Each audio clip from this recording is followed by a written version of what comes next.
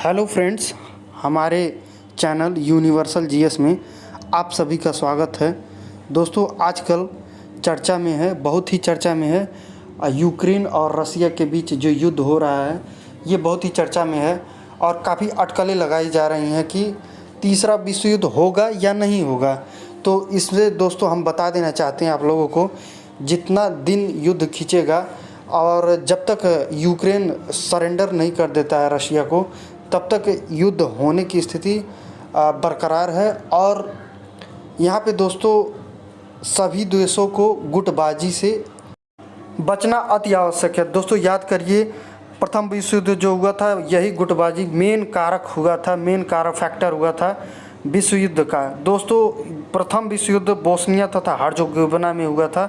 हर्ज़ेगोविना में ये हुआ था, यहाँ से शुरुआत हुई थी उसकी। तो प्रथम विश्व युद्ध जो गुटबाजी था वही मेन फैक्टर बना था। गुटबाजी से बचना अति आवश्यक है, हम बता रहे हैं बार बार आप लोगों को। आज हम दोस्तों पढ़ेंगे बाल्कन स्टेट में अगर ये विश्व युद्ध होता है तो जो यूरोप के जितने भी कंट्री हैं, जैसे दक्षिण पूर्व यूरोप में बाल्कन स्टेट्स है, बाल्कन कंट्री है, और स्कैंडिनेवियन कंट्री है उत्तरी यूरोप में, बाल्टिक राज्य है, तो ये सभी जो है इनका क्या इफ़ेक्ट होगा कि ये किसका साथ देंगे, यूक्रेन का साथ देंगे या फिर रशिया का साथ देंगे। यहाँ पे हम उस स्थिति को समझेंगे, बाल्कन स्टेट्स को समझेंगे, बाल्कन स्टेट्स कहाँ पर अवेलेबल है, आज हम इसको पढ़ेंगे। तो दोस्तों यूरोप कॉन्टिनेंट में दक्षिण पूर्वी यूरोप का हिस्सा जो है उसको हम बाल्कन स्टेट कहते हैं। ये यूक्रेन का साथ देगा क्योंकि यूक्रेन के ये पड़ोसी हैं। दोस्तों बाल्कन स्टेट्स में यहाँ पे कौन कौन कंट्री अवेलेबल है? बुल्गारिया दोस्तों यह काला सागर से सीमा साझा करता है, और सर्बिया है, ये बुल्गारिया से सीमा साझा करता है। रोमानिया यह माल्डोवा से सीमा साझा करता है दोस्तों। अल्बानिया ये ग्रीस से सीमा साझा करता है, तथा नीचे जो है यूनान है और मोंटेग्रो है।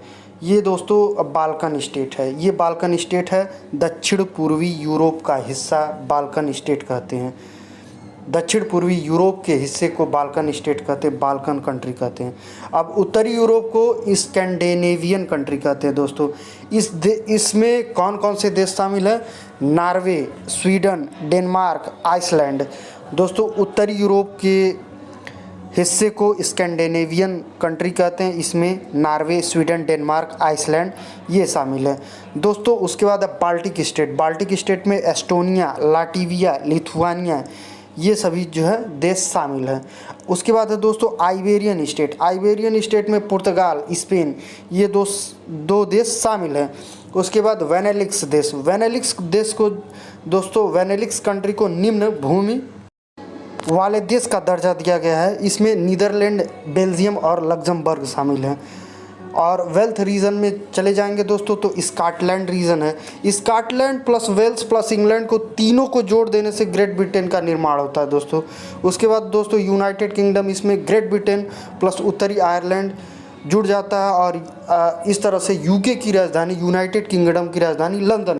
नॉर्डिक देशों की बात किया जाए दोस्तों तो नॉर्डिक देशों में नॉर्डिक देश हमेशा सूचकांक पे टॉप पे रहते हैं। नॉर्डिक देशों में दोस्तों Norway, Sweden, Denmark, Finland, Iceland, Faroe द्वीप ये सभी देश जो है शामिल किए गए हैं। दोस्तों जो फिनलैंड है उसको 1000 झीलों वाला देश कहते हैं। आइसलैंड की दोस्तों राजधानी रेकजाविक है। तो इस तरह से हम देखें दोस्तों कि गूगल मैप के थ्रू की जो मेन कंट्री हैं यूरोप के, उसका अध्ययन किए।